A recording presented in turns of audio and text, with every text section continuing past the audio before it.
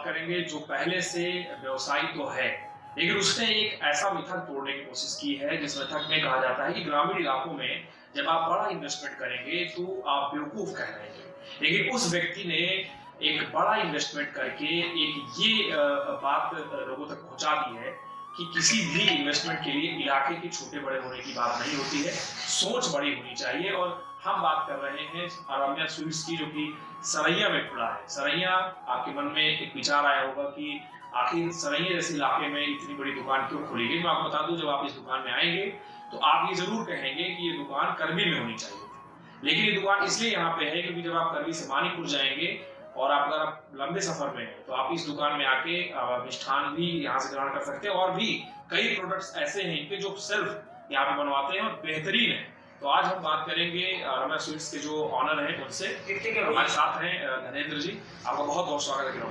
पहले तो बहुत बहुत धन्यवाद आपको यहाँ तक आने के लिए।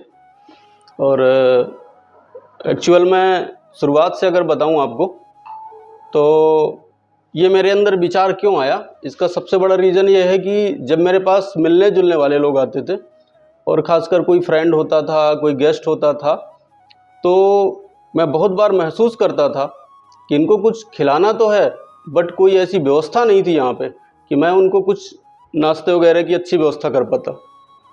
इसलिए भी मैंने इसके ऊपर विचार किया। पहले तो ये सोच रहा था शायद यहाँ पे कोई बंदा इन्वेस्टमेंट करे जिससे लोगों को फैसिलिटीज़ मिल जाएंगी, लेकिन ऐसा कुछ होते दिख नहीं रहा था, तो खुद आना पड़ा।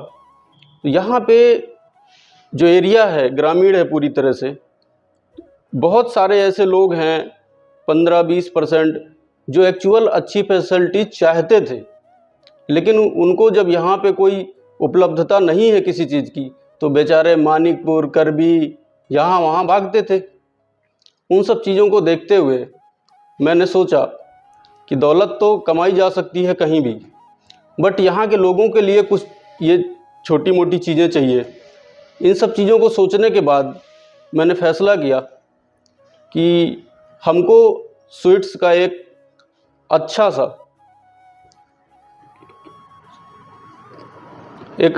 सा शॉप डालना है, जिसके लिए मैं लगभग 2 साल तक लगातार प्रयास किया। और एक बार मैं स्वीट्स को देखने के लिए छत्तीसगढ़ गया।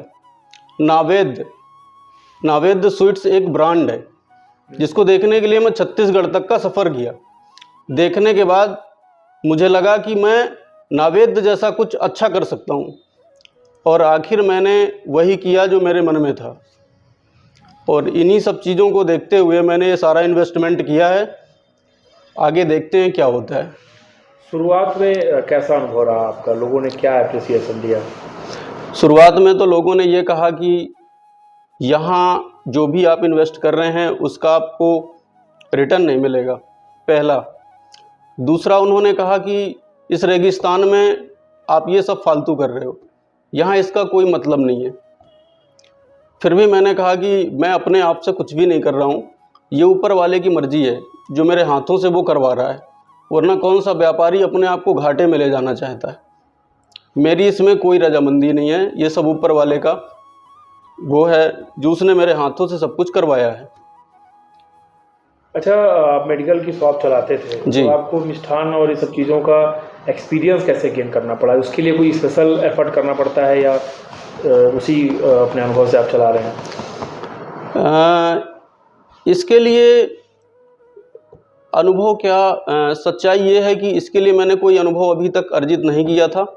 सिर्फ़ और सिर्फ यहाँ की ज़रूरत के हिसाब से मैंने ये सफ़र तय किया है। स्टार्ट भी ज़रूरत के हिसाब से किया है, और ये मन में है कि पूरी की पूरी चीज़ें मैं प्योरिटी के तहत बनवाऊँगा और अपने ही यहाँ फैक्ट्री पे बनेगा और यहीं पे लोगों को प्रोवाइड कराएंगे। हर चीज़ में 100% शुद्धता रहेगी, उसकी फुल जवाबदारी होगी, और अपनी देख रेख में, केयरिंग में सब कुछ बनेगा।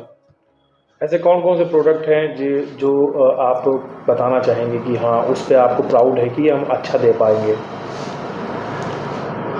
मेरे यहाँ बनने वाले लगभग सारे प्रोडक्ट 100% प्योर होंगे, इसकी फुल जवाबदारी है, क्योंकि खुद मेड करवाते हैं।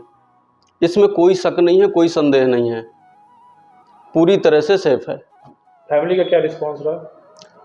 फैमिली भी इस पे सपोर्ट नहीं कर रही थी। फैमिली भी हमारी हमसे अलग थी कि आप इतना इन्वेस्टमेंट कर रहे हो, इसका कुछ भी यहाँ पे रिटर्न नहीं आएगा। फिर भी हम उनको समझाते थे कि ये हम सब कुछ अपने से नहीं कर रहे हैं, ये ऊपर वाले की मर्ज़ी है, वो हमारे हाथों से कुछ करवा रहा है, वरना हम कौन करने वाले थे। क्योंकि हम बिजनेसमैन हैं, तो कोई भी व्यक्ति घाटे का सौदा करने के लिए मार्केट पर नहीं उतरता है। और हम अगर ऐसा कर रहे हैं तो अब यही मान रहे हैं कि ऊपर वाले की पूरी मर्ज़ी है और आने वाला वक्त अच्छा होगा, इसमें कोई शक नहीं है। यूथ को क्या मैसेज है आपका? क्योंकि आपने तो ऑलरेडी इतना बना करके और एक विज़न क्रिएट करके आपने एक मैसेज दे ही दिया है जी। लेकिन जो नया व्यापार करने वाले नए लड़के हैं जी, शुरू करना चाहते हैं, उनके लिए क्या मैसेज है? उनको यही मैसेज है कि जीवन में अगर आप रिस्क नहीं लेंगे तो बहुत बड़े सपने नहीं देख सकते हैं आप। रिस्क लेना ही पड़ेगा। जो डर गया वो मर गया। आखिर डर के आगे जीत है, यही सही है। और यही मेरा मैसेज है यूथ को कि डरना नहीं है। मेहनत करने वालों की कभी हार नहीं होती है, हमारी भी नहीं होगी, ये हम कह रहे हैं।